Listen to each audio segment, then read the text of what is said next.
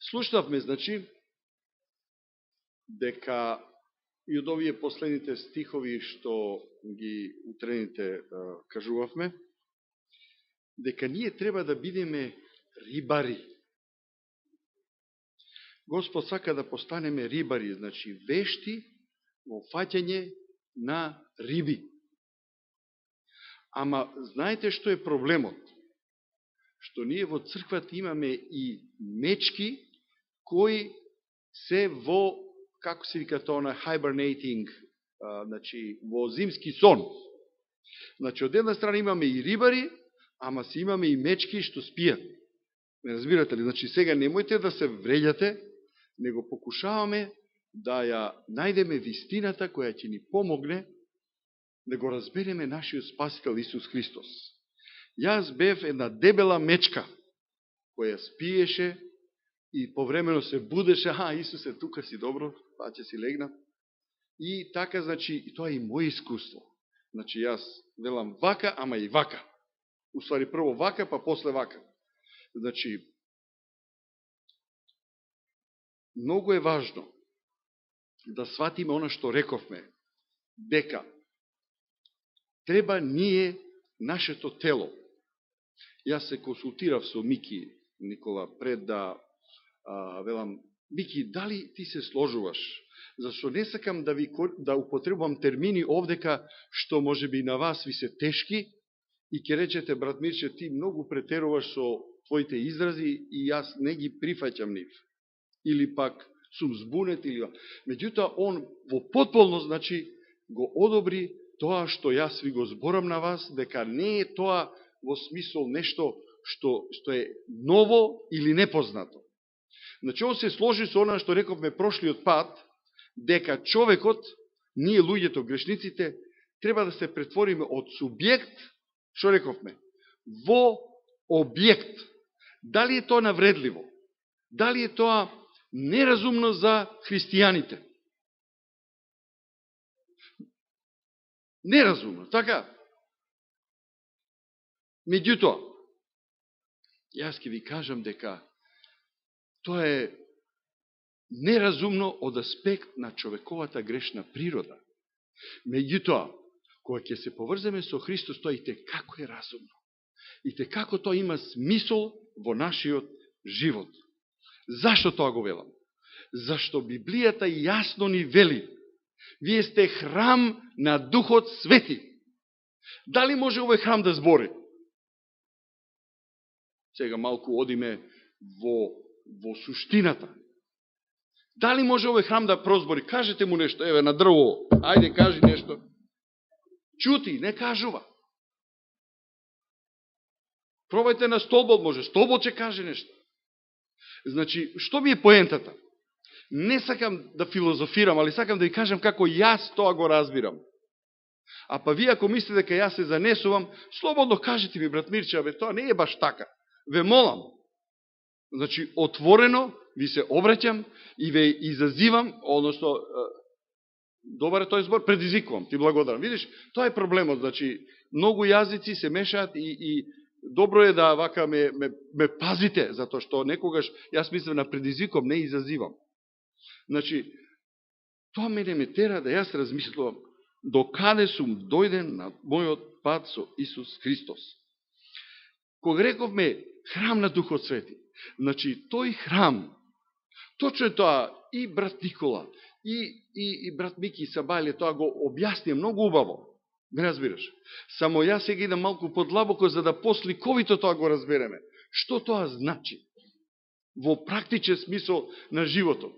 Точно е тоа дека сум јас тој кој одлучувам да Христос дојде во моето срце. Ама ако ќе одлучам, тогаш мојата активност престанува. Замислете еден мртов човек тука сега да ви легне, да ви го стават мртов човек и да тражите од него нешто да каже. Да го удрам, да го навредам, да го штипнам, па дури со нож да го боцнам, сега немојте тоа да работите, али и тогаш тој нема глас да пушти. Уствари, што е поентата? Поентата е дека ако ние правилно ги сватиме Галатјаните 2:20. И брат Никола тоа го имаше во проповета, и брат Мики, и јас, и секогаш тоа Господ ќе ви го дава преку Духот Свети, додека не сватите што значи тоа.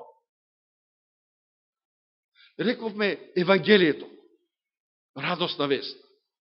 Ќе видиме, значи, уште еднаш ќе пробаме да го заокружиме она што го зборевме за грчкото преведување на зборот, али прето имаме друга работа да свршиме, значи, да видиме, оти јас се консултирав со вашиве проповедци, со брат Борче и со Јањи, значи, имам, да така кажам, значи, дозвола да зборам за гревот малку повеќе. Милам, дали сте го разработили по некои одредени подлабоки теолошки анализи, и јас тоа ќе пробам да го направам сега, да ви кажам колку е озбилен гревот и што тој све содржи, да би на крај ние заклучиле уствари што треба да направиме и да видиме како и апостол Павле тоа го сватил, како он го применил во својот живот. Меѓутоа, пред да тоа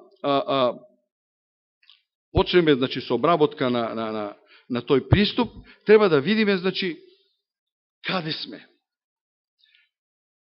Кој е овдека најпоносниот човек? Да ви кажам дека тоа сум јас.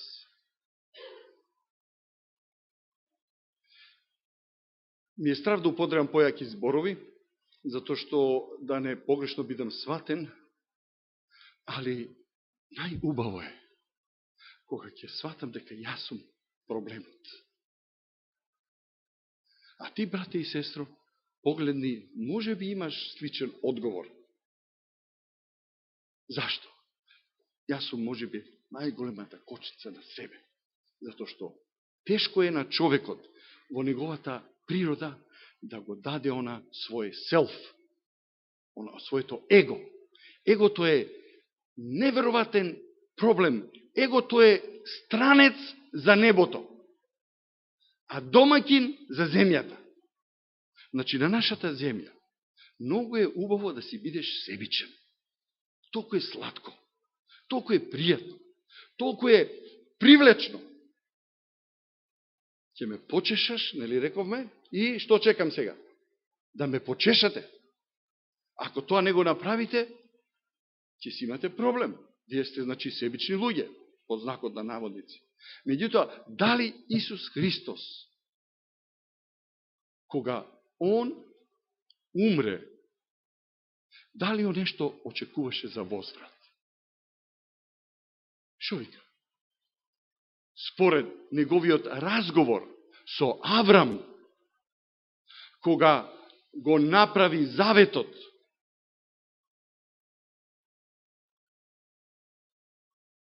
каков е тој завет? Што рековме? Договор или one way, во еден правец? Значи, само во еден правец. Тоа е неговата волја. Вика, Авраме, само слушај, ништо не тражам од тебе. Оно што тражаме, што? Да веруваш. Оно што тражам од тебе е да веруваш. Тоа е се, не само што од Аврам Господ очекува, он од сите деца Божи во светот тоа го очекува. Да веруваш. Значи, поносот човечки е озбилен проблем со кој целата планета, наша земја се сочува. Зато што ние, чим сме се родили заплакале, автоматски сме ја прифатиле преварата на нашата прамајка и прататко, односно на Ева и Адам. Автоматски си се родил и готово. Ти си со таа природа. Значи, ние се раѓаме со биолайф, не зои. Што значи био, што значи зои? Био, ако сакате да го разберете, одите на гробишта. Ќе видите каде му е крајот на биолайф.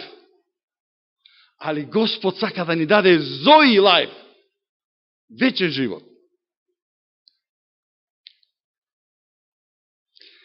Често велиме ние дека сме амбасадори на Исус Христос. Тоа е сега малку поозбилна и повруча тема. Ќе оставиме можеби за друг пат, да многу подобро тоа нешто го разбереме. Пред да предеме на гревот, каде што малку ќе анализираме, јас ќе пройдам тоа брзо, нема да ве мачам, само оние кои сакат да запишуваат стихови, ако ги интересира, затоа што многу интересантни стихови ќе споменам, пробајте да запишувате, па ако не ги фатите сите тие работи, видете ме после разговорот, ќе ви помогнам да ви кажам кои се тие стихови, и јас ги имам све испозапишено. Сега го тражам едно друго ливче, каде што малку сакам да ви кажам како јас, како грешник, го разбирам Бог. Али мислам дека нема ништо лошо да ви кажам, затоа што ова што ќе го кажеме сега е нешто што е, не е никаква ерес или нешто филозофија некоја. Него сакам да ви кажам кој е нашиот Бог. Она што ние знаеме за Бога е што? Дека Он е, како го викате вие тоа, omnipresent, секаде присутен, така ли? Значи, знаеме дека е све знаючи, така, omniscient, и all powerful, семоќен. Има ли уште нека друга карактеристика за Бога? Или тоа се тие три? Молим? Кажи? Точно. Се сложувам, брате, во потполност. Сега вака, да продолжиме, значи, сега со... Оти тоа се три dignitaries. Какви три dignitaries?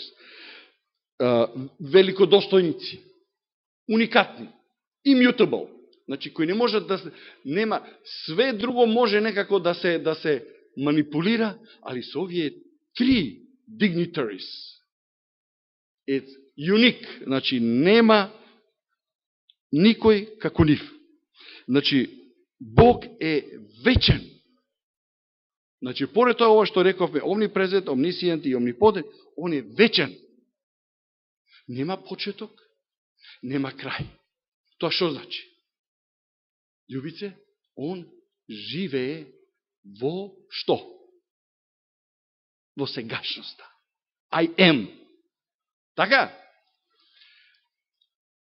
Он е непроменлив Бог во неговата природа. Значи, immutable.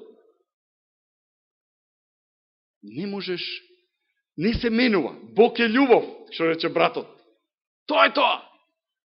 Не можеш ти таа љубов да ја промениш, да ја провоцираш, да додадеш, да одземеш. Таа љубов, браќа и сестри, го доведе Бога каде? На крстот. Значи, на крстот имаме што? Кулминација. Знаете, она статистички, се земете емпириски, ќе покажете графички тука, па правиш трендова линија, али кога ќе дојдеш до крстот, тука, иде горе, врвот на Божјата љубов. Тука гледаме колку Бог не сака. Кога велам Бог, не мислам само на Исус Христос, ве молам. Мислам на Отецот и на Духот Свети. Сите тројца, како еден. Толку сме љубени, толку му сме мили, толку му сме драги, да вика, не тражам ништо од вас. Ништо да сторите за вашето спасение. Јас све ќе сторам за вас. Само требате да ми верувате. Нашиот Бог е праведен и добар. Со тоа ја чувствуваме неговата доброта. Добротата на Отецот, Синот и Светиот Дух. Ова намерно го правам, затоа што сега, браќа и сестри, во последно време имаме такви филозофии по црквите, во адвентистичката, а и надвор од адвентистичката, каде што се соочуваме со овој основен проблем. Ко мали деца си играат со трините и филозофираат, а со еховистите немојте ни да зборите по оваа тема, оти нема шанса да излезете на крај. Ве молам, сум пробал, лично, пената ми фатила устата, оти они си имаат своји книги, кои ги преведуваат така, да ти, викам, што правите бе вие луѓе бе? Што ви е целта? Зошто тоа го правите? Како се спасувате? Они се збунети. Едноставно, немаат одговор. Али си го држат своето, она што е ерес. Што вели мини. А слушнав право да ви кажам, најново во Русија, дали знаете тоа? Еховистичката црква е забранета. Зато што русите не се мутави. Викаат, проповедај ми како сакаш Бога, ама немој да мешаш Отецот, Синот и Светиот Дух. Гледај се Русија па колку паметна испадна. Значи, не ликувам тоа што ги забраниле, од утре може русите ќе кажат нешто слично и за адвентистите, а и нашиот ред може да дојде, али нашиот ред ќе си дојде со право, затоа што така е проречено. Ама ова овдека е, значи, нешто што е ерес, тешка ерес. Ерес е добар збор? Добро. И на крајот, значи, седмата карактеристика на Бог, он е Бог на љубов, ова што конечно, значи, запечатува. Совршен и најдлабока манифестација на несебична љубов. Тоа ќе најдеме кај нашиот Бог, нашиот Спасител и нашиот Дух Свети, мил Дух Свети, кој толку трпеливо чека да се всади во нашето, односно да го всади Исус во нашето срце. Треба да сватите, браќи и сестри, како Бог функционира. Како Он владе. Видиш, јас го користам зборот во еднина, не користам множина, владеат. Оти рековме се 3 dignitaries. Али по целата Библија добиваме упозорување. Значи, немојте да мешате тоа што сме тројца, да не гледате како тројца. Ние сме Бог. Јас сум твојот Бог. Значи, гледаме едно претопување на personalities, така, и тука го имаме нашиот Бог. Зато кога ќе почнете да анализирате Библијата од почеток до крај, го гледаме Отецот, го гледаме Синот, го гледаме Духот Свети. Ама они еден со друг толку се велича. Синот вика, не моја волја, Оче, твоја. А таткото вика, послушате го Синот. А Исус шо вика, не јас ќе го пратам адвокатот, односно, како викате вие, учителот, советникот, утешителот, тоа е Духот Свети. Гледате ли како постои една совршена хармонија во тројството? Све чинат, Бог, значи, можеме слободно да кажеме, све чини, затоа што Он така сака да го разбереме, за кого? За нас, мизерните грешници, кои го издадовме. Дори кутриот апостол Петар дојде во таква ситуација да 3 пати се откаже од својот Господ. Додека конечно не му кликна во главата и му рече на Господа, Господе, ти се знаеш.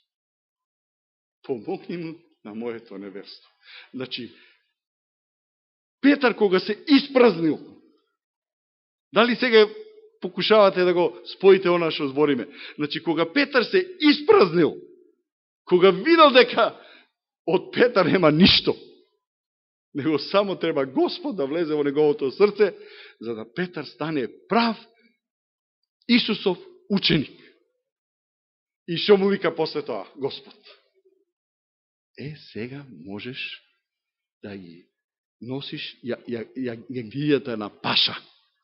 Сега си спремен. Значи, кога влегла агапе, љубовта во срцето негово. И не само во неговото срце. Тука и апостол Павле и останатите ученици, кои во таа љубов, гледај како они отпочнуваат со 50-ницата, ме разбирате ли? Како почнуваат да одат напред и да го слават името Господово. И тоа ќе го приметите. Тој исти дух во сите апостоли.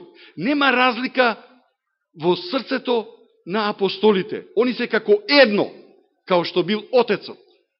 Ако сакате докази, може да ви читам од стихот, а верувам дека тоа го знаете и сте расчистили со таа работа. Најак доказ ви е што?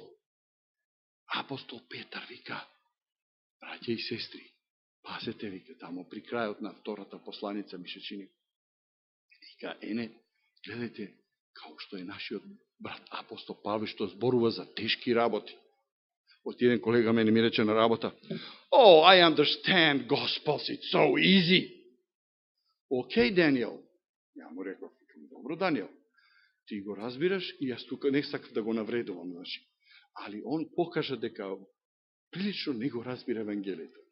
Прва ствар која он не ја разбираше, а што е карактеристика на евангелската црква, е тоа што, јас мислам дека тоа го објаснив, значи, они веруваат, Стариот завет е што? Законот, а Новиот завет е што? Исус. А што ние веруваме? Што рековме? Ајде да видиме еден мал тест. Што е Стариот завет, што е Новиот завет? Тешко прашање? Ја би требало сега сите раце да ги дигнете горе и кажете, јас прв да кажам. Затоа што ја мислам дека тоа доста добро го објасни. Значи, Стариот завет, кога ќе појдете од Агара и Сара, е многу лесно да се објасни. Стариот завет сум јас. Моето јас. А Новиот завет е Исус Христос. Значи, што рековме? Не јас, него Христос. Тоа е Новиот завет. Значи, Господ сака од сите оние јагниња, сите оние жртви што се принесени, тоа е све само еден несовршен начин да покажеме дека го чекаме Господ и чекаме да Он конечно дојде и да умре за нас грешниците. Добро, да видиме сега малку понатака да одиме и да пробаме да дефинираме некои работи кои се многу исто важни и да сватиме, значи, што е тоа? Кој е sin problem? Ајде, кој ќе ми помогне сега? Како да го преведеме тоа? Sin problem. Како вие го тоа го преведувате? Проблем на гревот. Добро, благодарам. Значи, проблем на гревот.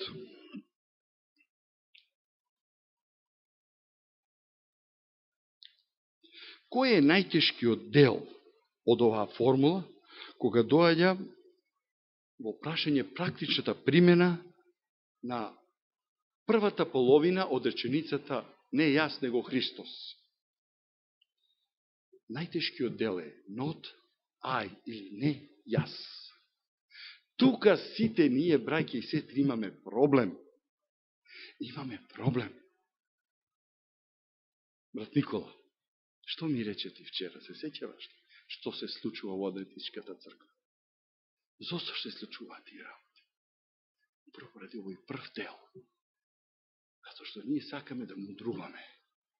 Сакаме да филозофираме, уместо да се уединиме и да го чекаме Господ здушно. Значи, основниот проблем е не јас. Она Христос е лесно, ама никако да се решиме од тој проблем. Гревот, сега ово малку може би ќе биде и досадно и затоа побрзо ќе одам, затоа што сакам да тоа го заокружиме, за да имате представа. Во Езекијал 28 глава, 14 и 15 стих, вели дека гревот првпат се појавил на небото. И тука ќе застанеме да тоа сте слушале колку сакате во текот на животот. Од оваа катедра е тој стих многу пати цитиран. Кога ќе во Исаија во 14 глава од 12 до 14, онда ќе видите дека Сотоната уствари, Сотоната се воздигнал, така ли? И он прв ја нарушил хармонијата на таа несебична љубов на небото. Римјаните 7:7 вика, во срцето на секој грев е што? Covetousness, како го преведувате? Као нешто што посакување некое посакување, значи, она кој ќе пожеле, че сега, Данило, ти имаш Мерцедес, и јас ќе го посакам твојот Мерцедес. Тоа ти е многу добар пример на covetousness. А self-love, јас нема ни да го приметам твојот Мерцедес, Данило. Тоа е, видиш, која е огромна разлика. И ќе се радувам што ти имаш Мерцедес. Видите, значи, тоа се два различити поима. Ljudско, да имам и јас. А не себичното е, Господе, фала ти, што си го благословил тој брат. И тука застануваш, не одиш понатака. Видите која тоа разлика. Значи, тоа го наоѓа во Римјаните 7:7. А во Јован пак 8:44 гледаме како Сотоната од Луцифер почнува да, значи се изобличува сега и постанува Сатана. А во Откривението 12 глава од 7, видиш, сега малку одам побрзо, љубице, затоа што велам, имате снимка, па вие кои сакате малку да ги анализирате овие стихови, одите онлайн, па тогаш запишете си ги и читајте, затоа што ова се убави работи, кои што јасно ни покажуваат како гревот почнал, како се развил. Сега ќе почнеме, значи, со развијане гревот, значи се јави во срцето на Луцифер. Таа клица, таа инфекција, замислите, совршен во вечноста. Не можеш да одиш назад со билиони, трилиони и тоа нулите да ги додаваш околу земјата, па да се вртиш неколку пати и една единица да ставиш на почетокот, нели? И онда нули. Не можеш да му го најдеш крајот на почетокот. Не можеш. Немојте да пробате, затоа што ќе ви пукне нешто во главата. Зашто тоа ние не можеме да го сватиме. Вечноста е нешто што за нас е страно, чудно, неразбирливо, несватливо. Вечен Бог. Сега како гревот се развива? Замислете си ги, јас тоа мислам дека и го обработив малку кога ви кажав за како Ева и Адам дошле до идеја, мислам го прашаат Господ, они самите рекле, чека да се ние покриеме, голи сме. А вика Господ, како? Вика, вие знаете дека сте голи. Ете се срамиме.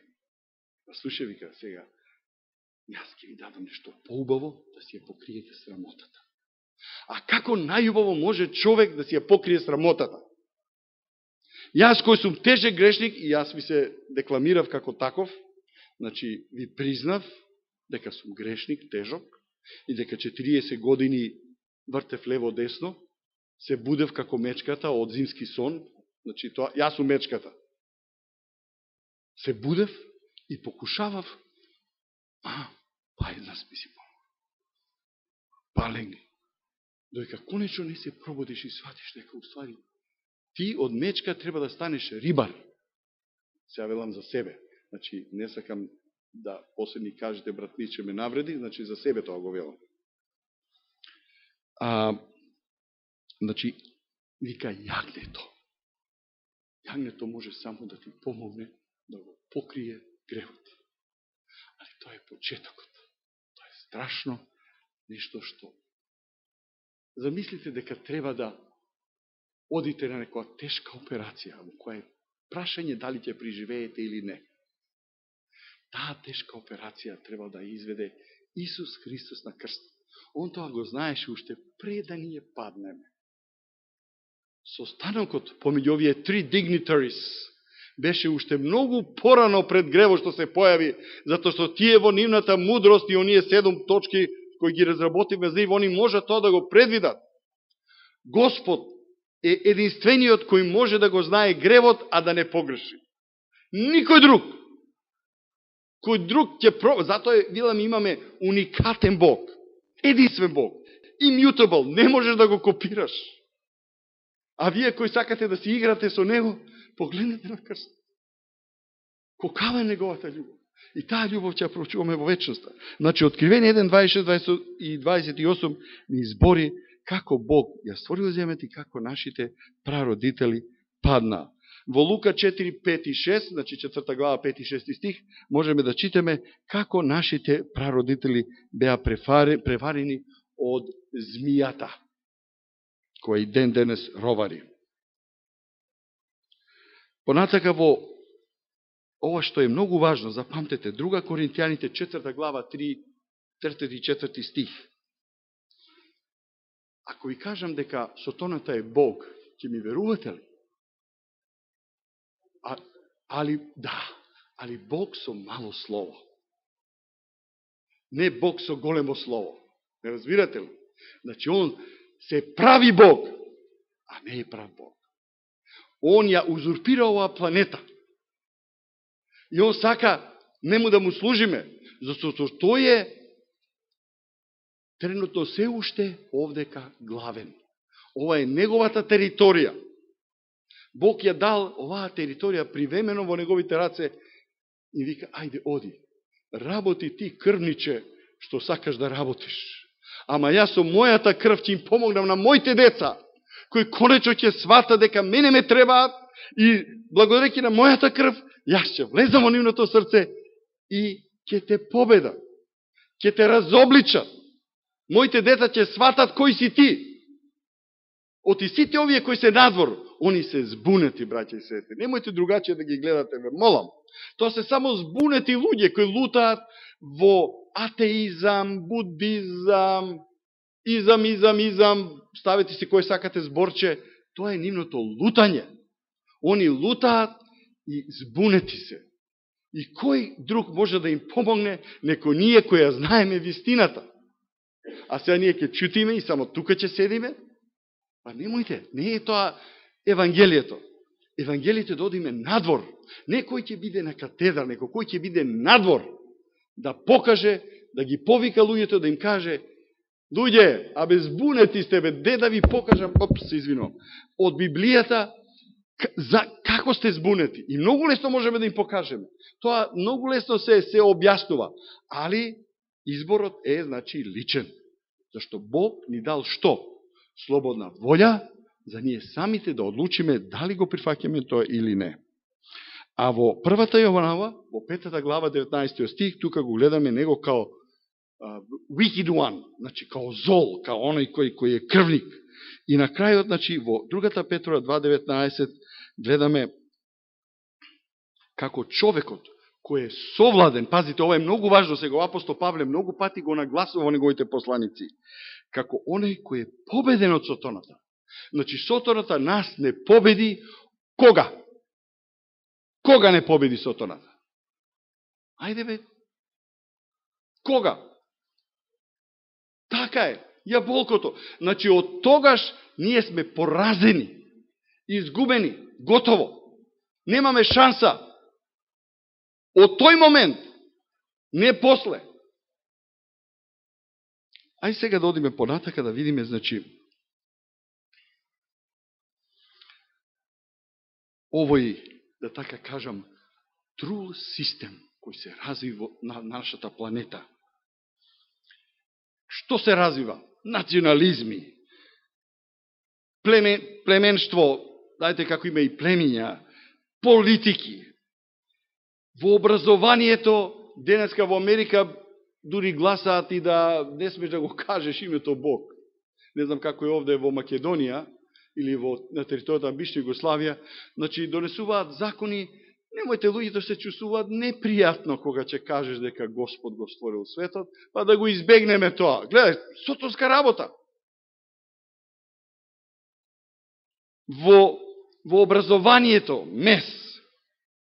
Во трговијата најлесно можете да го видите себичното срце. Подпишувам договор, само ако имам што? Интерес. Иначе, тргни ми се од патот, не те познавам, кој си ти? Али ако имам профит, дојди ваму. Ќе пиеме и кафе, и ќе се напиеме нешто, ќе си каснеме, и ќе те почастам. Ама ако имам интерес, без тоа ништо. Погледате кај си ме отеше, како да... Па и дури кога ќе погледнете во рекреацијата, каде оди човекот? Јас да одам на Хавај, душичката да си ја задоволам, да мене ми биде убаво, па шо ми е гајле за другите? И тука е влезен ѓавол. Во спортот, што прават во спортот? Се тепаат, се дриблаат за пари, фрлат кошеви за пари. Јас сум на оваа страна, ти си на таа страна. И се извинувам, јас сум тој кој што овде кога беше нашиот драг брат Кочовски. Никола, ја мислам дека и ти беше тогаш кога отидовме да го гледаме Касиус Клей, Мохамед Али, боксуваше против тоа време, кој беше? Леле, јас сум во проблем, бе, луѓе, бе. Времето отиде. Отиде времето. Не знам што ќе правиме сега. Имам уште 7 минути, а ќе ми требаат уште, ја мислам, најмалку 20-тина. И што сакам да кажам, значи? Ја ќе застанам, ако сакате ќе застанам, немам проблем со тоа. Затоа што мислам дека секоја етапа од ова што јас ви го изнесувам е доволна да можеме да прекинеме, само може би уште ќе ми даете некој додатни кредит. Значи, се сеќаш кога го гледавме мечот, ти беше тогаш, знам дека бев јас, Зоран, не знам дали ти беше, не си бил. Онда беше оној, што слушам, починал братот од Зага, како беше името? Ацо, он почина, така? Да, он беше таму, се сеќавам. И уште неколку, значи, Кочовски беше човек кој отвараше неговата врата, дојдете, вика, да средуваме на Господа. Ама тогаш не повика да гледаме бокс. Оно е финалниот меч меѓу Али и дали беше Фрейзер или Фориме, не знам кој беше. Важно знам дека Клей победи. И тука беше брат Стево. И после боксот, ај вика сега да се помолиме на Господа, значи што бевме заедно. И што гледавме? Тепање. Ама брат Кочовски, немојте да му замерите, он беше, ја мислам, многу по фудбалот, ако не се лажам, ама спортот, значи као спорт, си сакаше да си гледа. И не му пребацувам ни една трошка. Тој човек беше толку исполнет со љубов. Ама спортот, видиш, сите си ние имаме некои слабости. Спортот е толкава обмана на овој свет. Една невина обмана. Сега ти не еден човек во овој свет да му кажеш, слушај, спортот е грев, ќе че, ти си будала, тебе ти го измиле мозокот од црква тамо, бегај тамо од мене, не сакам да си имам работа со тебе. Разбираш? Тоа ќе ви речат, затоа што они се обманети. И во спортот гледаат, тоа е такмичење. Какво такмичење? Библијата не познава такмичење. Ме разбирате? Тоа е стран термин. Во тројството, those three dignitaries, не постои кој е прв. No competition, thank you. Значи, што е работа? Во тројството нема таа работа. Они само имаш величање. Еден на друго пребацуваат гол. Али затоа, браќи и сестри, ве молам, нешто што сватив во последниве неколку месеци. Знаете како се молам јас? Брат Никола, ти суди сега, дали е таа добра молитва? Викам, Господе, ти благодарам во името Татко Небесе, ти благодарам во името на Исус Христос. И знаете што додавам уште? Во секоја молитва сега додавам, а кога се молам, покушате да видите дали вистина ви зборам. Го додавам зборот и ти благодарам за силата на Духот Свети. Тоа Духот Свети не го тражи, да се разбереме. Нити Отецот го тражи, нити Синот, ама тоа е добро за нас. Да сватиме колку сме зависни од нашиот Творец, нашиот Татко Небесен. И затоа велам, Господе, ти благодарам во името на, значи, во Твое име, Татко Небесен, али во името на Исус Христос, и ти благодарам за силата на Духот Свети. Од таа сила, браќи и сестри, чим ќе ги отвориш са бајли очите? Зашто ние легнуваме како грешник, умираме. Кој ќе ги склопиш очите, ти ништо не знаеш, ти спиеш. Ама чим ќе ги отвориш очите, ти кажеш, Господе, брзо, те молам, еве храмот е отворен, влези, слободно. И тоа викаш,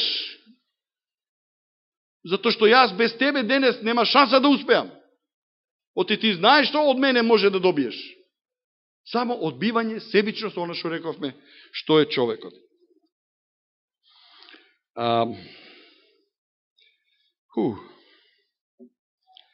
Данило 4.30. Што вика таму? Тој голем град Бабилон, кој беше изграден. Што е Бабилон символ? Символ на себичната љубов. Ништо друго. Јас ќе направам, јас ќе изградам. Ти можеш да изградиш шипинки, ништо друго. Ти можеш само, што викаат, само грево да си го продадеш. Човекот тоа може да тргува со Господа. Значи, нашата стока, велам оној производ, кој ние можеме да го дадеме на Господа, е само нашиот грев. Ништо друго ние не можеме да го дадеме на Господа. И тој грев со многу срамоти, со многу брукања и резилоци Тоа е единственото што можеме да му го дадеме на Господ. Али Господ тоа го тражи. Вика, окей, дај ми го. И знаеш што ќе направам со твојот грев?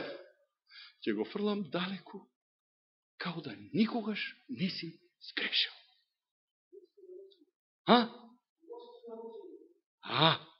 Видиш, значи, као да никогаш не си грешил. И не само тоа, вика, ќе ти дадам бела хаљина да облечеш. А таа хаљина е што? Христовата правда. Гледате, Христовата правда ни треба секој ден. Секој ден. А во спротивност на Бабилонската кула е што? Е Јерусалим. Јерусалим е символ на што? На слобода, на вечен живот. А ние кажавме, новиот Јерусалим колку ќе биде висок. Вие млади кои не бевте тука, само да слушате. Очете да вам на српско-хрватском кажем да болje разумете. Може. Сега ќе извините мала дигресија. Јас сам живеел у Босни 14 година и мислим да сам квалифициран да говорим српско-хрватски. Значи, каде е Бог стварал, каде е Бог објашњавал у Библии шта се Он хоче нама да. У суштини е тај нови Јерусалим, каде ќе ми бити они кои ќе будучи становници на овој Јерусалим. А за вашу информацiju да вам кажем да Јерусалим, зидови Јерусалима ќе бити високи 2500 километара. Многу више изнад наше стратосфере. Значи, да Бог ќе направити такав град, а величина Јерусалима ќе бити као 2/3 Америке. Можете то замислити. А зидови имаче по 3 врата на свакој страни зида и они ќе бити увек отворени. И моći ćete kada god želite da dođete unutra Bog, ali onda neće biti grešnika tamo. A znate šta znači 2500 km u visini? Znate kako su to neki proračunali? Da možete 1 kilometar da idete natrag i kad podignete glavu gore, vi nećete moći da vidite vrh zida. Znači, toliko su to visoki zidovi. Толку беше за вас. Сега одиме понатака. Значи, треба да знаеме дека ова не е, претња. Ова сакаме да кажеме дека Бог во сето ова, нудејќи ни го новиот Јерусалим, ние сега треба да го имаме нашиот Јерусалим уствари во нашето срце. Јерусалим е символ на животот, а символ на животот е кој? Шо рековме? Исус Христос! Он е нашиот живот. Значи, Јерусалим треба да биде тука. И ние сме духовните израелци, потомци на кого? Шо рековме прошлиот пат? На Аврам и на Агара. Да, и овој сега си игра со мене пасторов, вика, не, да. А знам што е. Значи, он ги разбира тие работи и брзо реагира. И вие ги разбирате, тоа не е филозофија. Значи, ние сме деца на Аврам и Сара. А што рековме? Сара роди кога беше млада девојка 20 години. Така? Колку години имаше Сара кога роди? Баба, стара баба, кутрата, не знам дали можела и на ноги да стои. Добро, сега. Значи, на 90 години почнале нови заби, може да излегуваат кутрата. Така ли? А што се крие во тоа раѓање, браќа и сестри? Ова намерно го фромот и гледам, некои почнувате да дремкате, па сакам да ве пробудам, затоа малку ги користам овие слики. Оти тоа го научив од моите професори, вика, кога ќе видиш ти спијат студентите, треба да кажеш нешто, малку за будење, малку кофеин, малку energy drink. Разбира, се energy drinkот е старата Сара, бабата Сара, наша баба Сара. Ама тоа е нашата мајка, така ли? Значи, она раѓа тогаш кога е, али намерно Господ, исто као што Господ дозволи Лазар да биде 3 дена во гробот, да се, што викаме ние, да почне да се црвосуе, а вика, Господе, веќе смрди. Како така, вика, кај ќе одиш таму натре? Смрди. Не се оди кај мртовец кој смрди. Само верувајте. Лазаре, ајде. Абе, Господ од мртви коски ќе ви дигне човек. Тоа не е ништо тешко за него. Знаете што е тешко за Господ? Гревот. Да се покаеш. Тоа е најголемата филозофија со која Господ се соочува и човечкиот род. Гревот. Тоа му е најтешко на Господ. Ова се другото е изи-пизи. Не знам тоа, не можам да го преведам на македонски. Не е ни лесно да се тоа преведе. Изи-пизи, тоа е еден израз убав, што вика, значи, многу лесно. Бум! Ама карактерот не може во, затоа што ви дал слободна волја. Значи, Господ ни дал слободна волја и тука е проблемот. Значи, сега пројде времето, отидов во тайм-аут и сега треба се уште да го дефинираме. Леле, ова ќе биде продолжување 2 пати по 15 минути. Да, значи, сега доаѓа моментот кога треба да кажеме отворено, пошто ова сето го прочитавме, како гревот е поделен. Гревот е поделен, значи, на беззаконие. Или американците велат iniquity, не разбирате. А друга поделба е на грев, значи грев, како ќе ви кажам стихови, значи ќе ги дефинираме, и на крајот, последниот облик на гревот е преступ или transgression. Што тоа значи сега? Тоа е многу важно да го разбереме, иако делува малку сега као да теологии некој тука расправаме, али Псалам 51:5 вика, Давид беше обликуван во што? Во беззаконие. А и Кутриот, благодарејќи на тоа, имаше многу жени. Ама, good news е, значи, и ако си прелюбочинец, ама ако му се вратиш на Бога, ќе бидеш спасен. А синот негов, па да не збориме, го надминал, може би и 100 пати. Ја мислам дека Библијата не ќе намеро да ни го каже бројот на неговите прелюби и само рекол 1000. А кој знае колку имало поред тие 1000 уште со кој он. Соломон беше најмудриот човек на светот. И гледате, оној најмудриот паѓа во грев. Исаија 53:6 шо вика? Секој отиде настрана. Заборави Господ. А на крај ќе го кажам на најубавото, значи трпете се, еден колач добар. Мада е приватен, интимен, ама ќе го кажам, ќе го поделам со вас. Зашто сум среќен и сакам да скокам од раце, од овдека. Зашто нешто се случува после 40 години поново, браќа и сестри. Ајде да ви го кажам колачот сега. Да не ви течат лиги. Пред 40 години Сара, моја драга Сара, I love you, седеше тамо на истото место. Кога прв пат ја погледнав, секам Мирче, пази шо правиш. Ко ти беше прв поглед, знаеш, во црква да треба си задржиш чисти мисли, така ме учеа. И шо вика, нашите македонци го фрли в окото. И не, сега тамо седи, после 40 години. И таа истата Сара, браќа и сестри, вчера кажав, ама сега официјално го кажав, покајала сам се што сам се удала за тебе. Тоа се тешки зборови, браќа и сестри. Те тера да мислиш многу длабоко.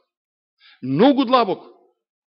Како сум јас човек? И сега вие мене ме слушате, си да бе Мирче, не ли ти е срам, зошто не слезеш одма сега од катедра?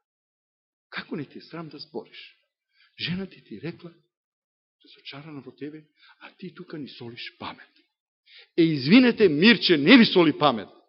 На вас сега, оној кој ви зборува е уствари Духот Свети, браќа и сестри. Јас не сакам да филозофирам, али јас стварно верувам дека Духот Свети, кој има респект за природата на грешниот Мирче, значи му дозволува да си употребува зборчиња таму и вамо, како што им дозволува на оние кои ја пишувале Библијата, али сепак вика, ќе го кажеш она што јас сакам да го кажам на моите деца. Од тука е мојата храброст. Значи не јас не заслужувам тука да бидам, браќи и сестри. Ако кажам некои работи што сум правил, може би ќе почнете да плюкате на мене, И првите ќе излезете надвор да најдете камен и да фрлите на мене. Ама пред тоа да го сторите, тоа ви го велам исто што Исус вика, оној кој смата дека не е грешен, фрлете камен на мене. Не ви забранувам. И Исус не им завика, кој сматра дека не е грешен, нека фрли камен на оваа јадна грешница. Јас сум тој јаден грешник. Дали ти, брати и сестро, се препознаваш како тој јаден грешник? Вие младите може би си мислите дека сте совршени, ама ќе ве оставиме да си мислите така, оти реалноста на животот е малку подруга. Ќе ја сватите малку покасно. Али животот нуди големи изазови. И сега Господ мене гледа што ми прави. После 40 години, порво да мојата жена, љубовница, е тука со мене. И седи на истото место. Кажи, брат Раде. Кажи. Не знам. Не знам. Не знам. А се каем во прав и пепел. Брат Раде, искрено ти гледам. Прав и пепел. Што Господ ми дал таква јака жена, која ќе издржи до крајот, дотуше не издржа. Исто како Сара. Уместо да чека на ветувањето, она беше убедена дека јас сум нејзиниот избор. Као што сум јас убеден, јас имав такви исти сомневки, ама фала Богу никога што не го кажа. Ама она го кажа, избрза. Не разбираш? Сега јас сакам со Божјата милост да постанам Ромео, а она Джулиет. Не разбирате ли? Значи сега ние влегуваме во сферата на Ромео и Джулиет. Ги пројдовме сите маки, а вие останатите good luck. Јас си ја платив цената. Знаете кој најповеќе плаќа? Шо рековме? Грешникот. Најголемата цена ја плаќа грешникот. И вие сега уште на грешник ќе му дојдете и кажа, абе ти си бил ваков, таков. И се, као да со нож бркате ураната кутриот, пати, крвари, што е он алкохоличар можеби. И ти му викаш, абе ти си будала, ти си ваков. Уместо да го загалиш и да му го покажеш Христа, од кого таа особа може да добие сила да го остави гревот. А ти во раната дираш. Браќи и сестри, треба да заборавиме да дираме во раните на братот и сестрата. Заборавете го тоа. Тоа е најголемиот грев кој можете да го сторите, да го гледате. Што?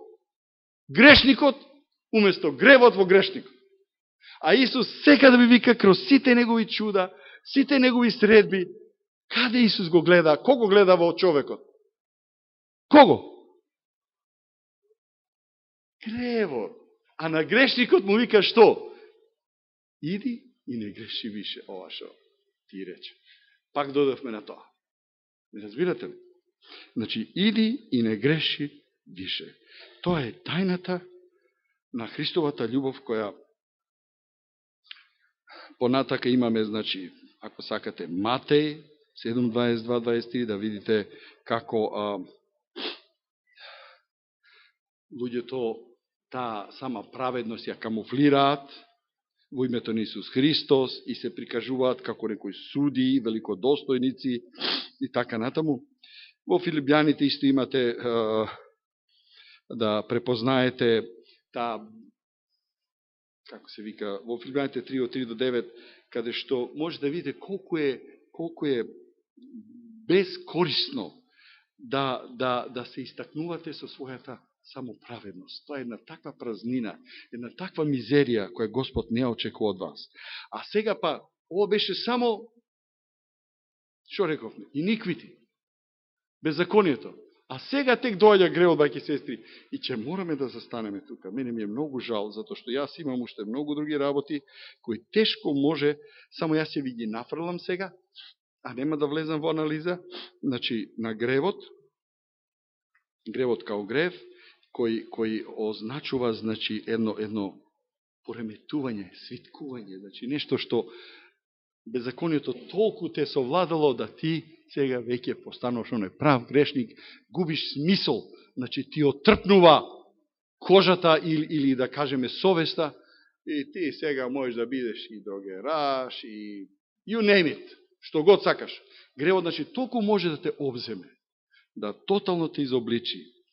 А пак преступот, или трансгрешни, што викаат, тоа е кога веќе драговолно грешиме.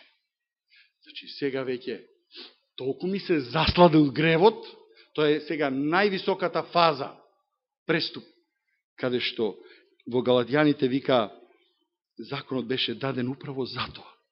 Затоа што израелскиот народ толку отиде далеку да заборави што? Заборави беззаконието, почна да греши и сега дури толку му се слади гревот, сега веќе намерно греши. Ако сакате ќе ви дадам многу едноставен пример. Земете било кој. Само да земеш чоколадо, што е најбезазлениот греф. Знаеш дека е штетно? Или цигарата. Ајде да земеме цигарата, може би повеќе ќе ви остане во главата. Цигарата, кој ќе ја научиш, јас сум пушал. Ја знам шо и тоа.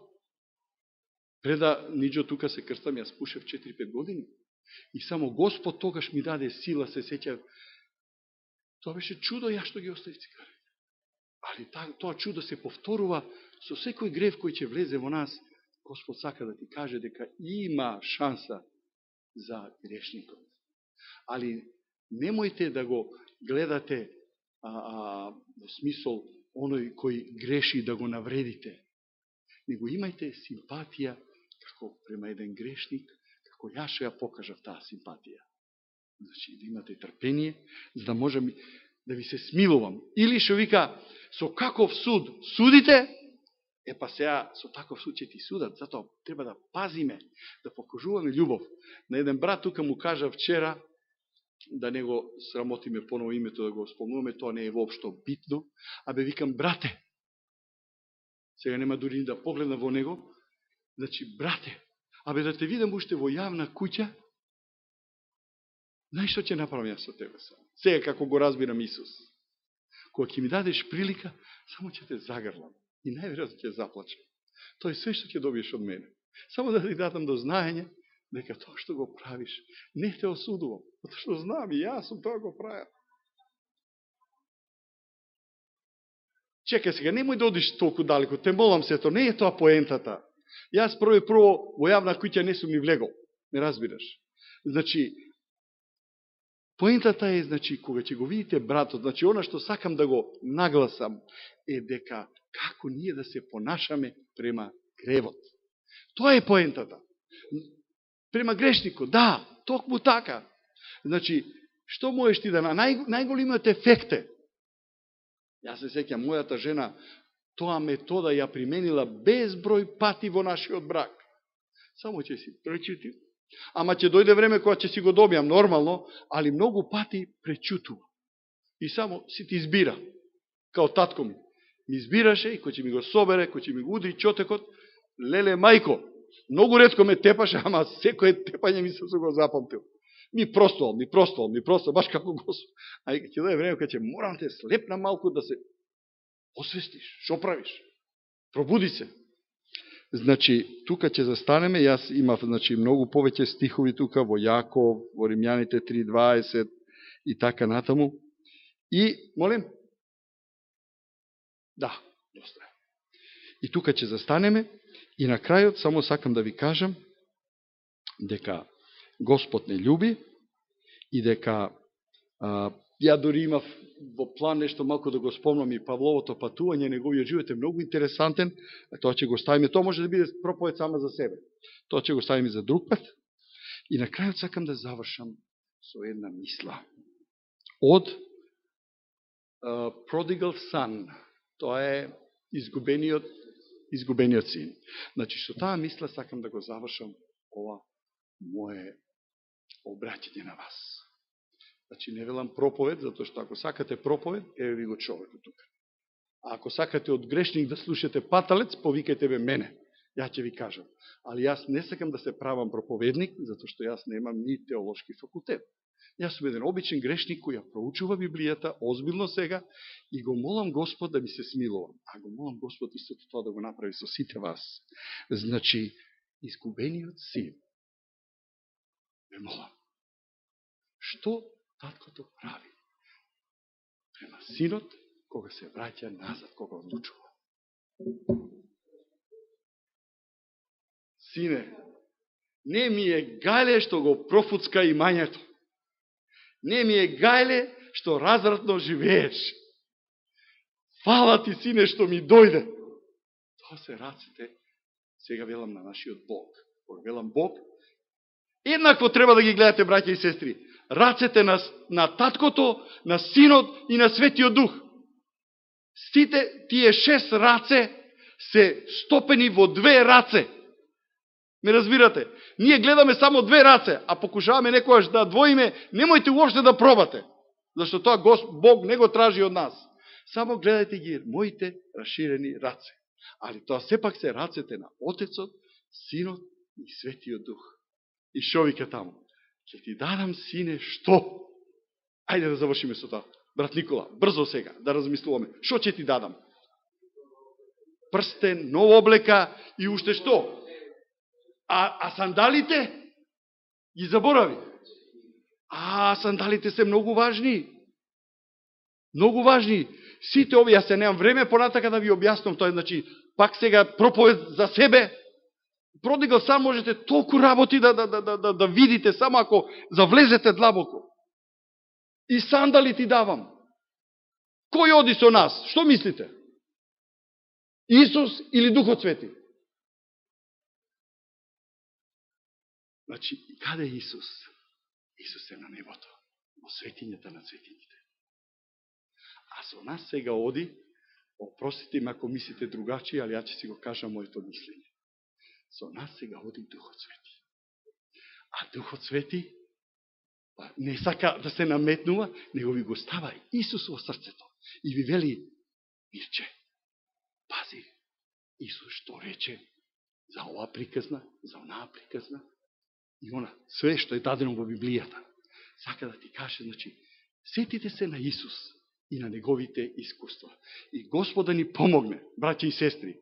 Колку ни е важен Павле, Исус ти уште многу поважен, али Павле е добар за да сватиме, као што и Духот Свети прави напор, така кутриот Павле исто вика, све чиним само да кога добием? Отецот или Духот? Не, Христа. Зашто тој е амбасадорот, тој е нашата надеж. И нека Бог ни помогне, браќи и сестри, секогаш да го гледаме нашиот Исус, со кој ќе бидеме во вечноста, кој ќе биде со нас во вечноста во Новиот Ерусалим, и кој го избрал Ерусалим како негов престол. Ние ќе бидеме во центарот на свемирот. Има да ни доаѓаат гости од планети и планети, зашто они ќе сакаат да слушнат во живо како сме се спасиле од еден тежок грешник, совршен човек. Колку е тоа убаво? Зар не е вредно да се живее во таа надеж? Нека Господ ни помогне, браќа и сестри. Амин.